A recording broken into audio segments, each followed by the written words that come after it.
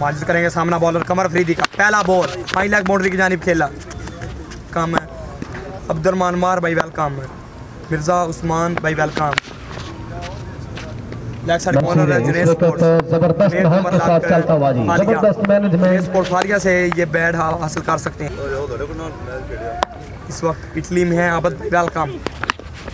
इस अच्छा शॉट है, फील्डर मौजूद, अच्छा कैच। मैच थोड़ी देर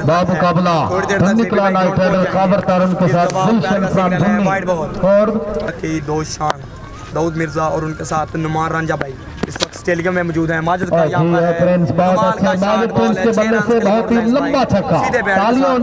का शॉट है, शॉट ऑफ द डे की। मैं साथ साथ वीडियो को शेयर करते चले जाएं। इस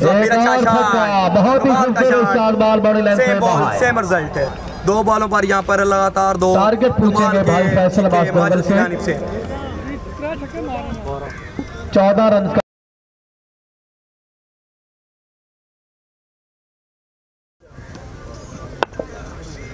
बिलाल ऑन स्ट्राइक जी, 14 रन का टारगेट। माजिद प्रिंस ऑलराउंडर चक जानो खिला, पहली ही गेंद पे कमाल का शॉट, बिलाल मुसाल के बल्ले से 6 रन जी। 5 बॉलों पर है Bilal Musal Saqib sport black cobra brand हाथ में बॉलर माजिद। अच्छा बॉल इस बार स्लो वन किया, बैट्समैन कंप्लीटली बीट।